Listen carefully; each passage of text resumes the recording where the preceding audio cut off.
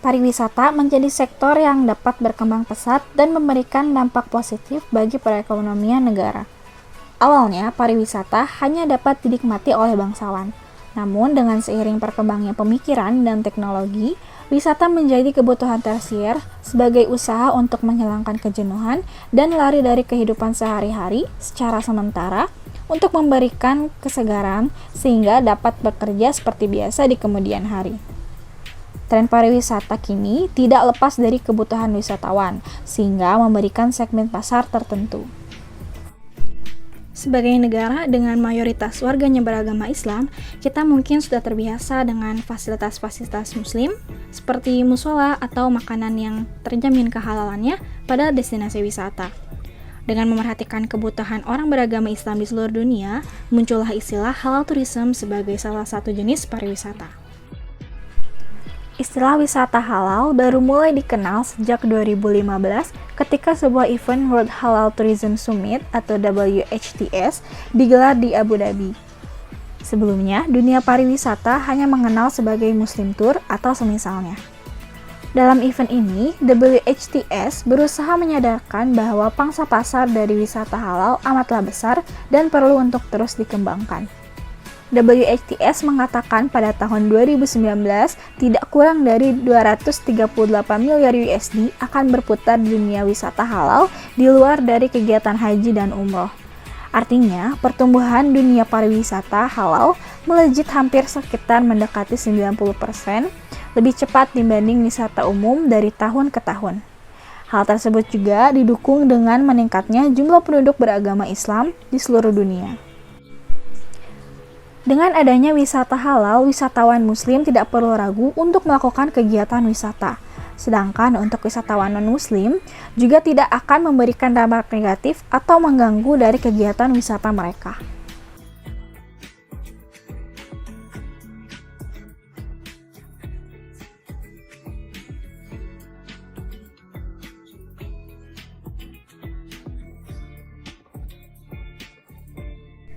Halal tourism atau wisata halal merupakan kegiatan wisata yang didukung oleh berbagai fasilitas serta layanan yang memenuhi ketentuan syariah. Pariwisata ini memiliki karakteristik produk, jasa, objek, dan tujuan yang bersifat umum, namun tetap memerhatikan nilai-nilai dan etika syariah. Adapun kebutuhan wisata halal antara lain, terdapat fasilitas beribadah seperti musola atau masjid, menyediakan toilet yang menggunakan air, hotel yang fasilitasnya terpisah untuk pria dan wanita atau bisa disebut dengan hotel syariah, tidak adanya komunitas Islamofobia, dan tidak adanya aktivitas non-halal seperti judi, diskotik, dan lain-lain.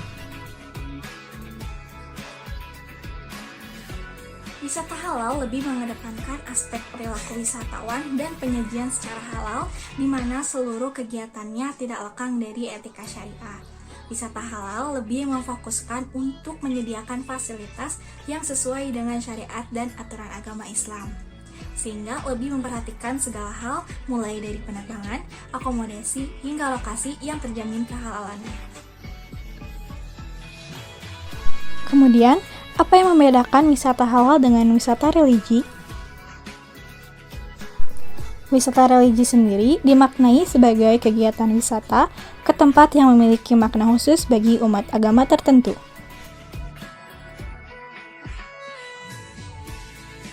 Wisata religi berkaitan pada aktivitas ataupun tempat khusus yang berhubungan dengan keagamaan. Wisata religi lebih melihat lokasi dan sejarah dari agama tertentu pada suatu destinasi.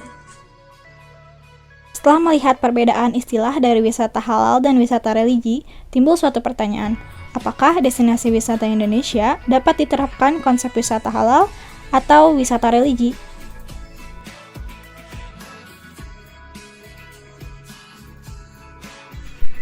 Dalam konsep wisata halal muncul suatu istilah, yaitu Muslim Friendly. Muslim Friendly merupakan wisata yang ramah terhadap umat Muslim. Ketika wisatawan berkunjung, mereka akan dimudahkan seperti tersedianya tempat penjual makanan halal dan fasilitas ibadah, namun tidak dengan lingkungan sekitarnya yang bersifat umum.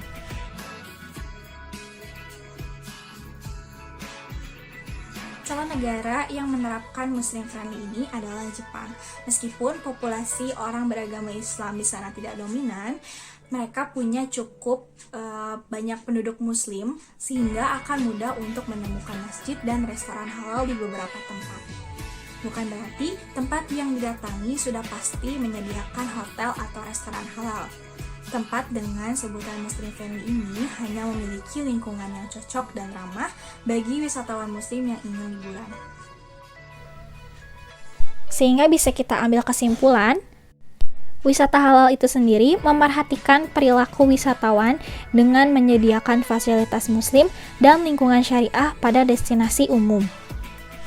Untuk wisata religi, wisata dengan tujuan mengunjungi tempat yang memiliki sejarah keagamaan.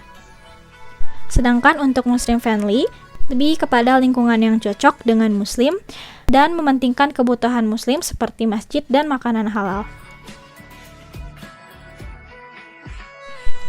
Untuk dapat lebih memahami konsep pariwisata tadi, berikut adalah beberapa contoh tempat atau negara yang menerapkan konsep pariwisata. Untuk contoh dari wisata halal adalah Lombok dan Aceh. Wisata religi ada Gereja Belenduk, Pura Tanah Lot, dan Makam Wali Songo. Dan untuk Muslim friendly ada Singapura dan Bangkok.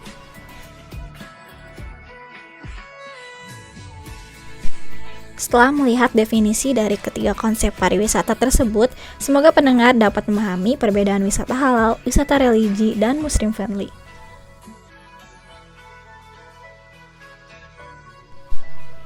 Terakhir, untuk menguji pemahaman istilah konsep wisata tersebut, sekarang jelaskan dan berikan alasan apakah destinasi wisata di sekitar tempat tinggal kalian dapat menerapkan konsep wisata halal, wisata religi, atau Muslim friendly.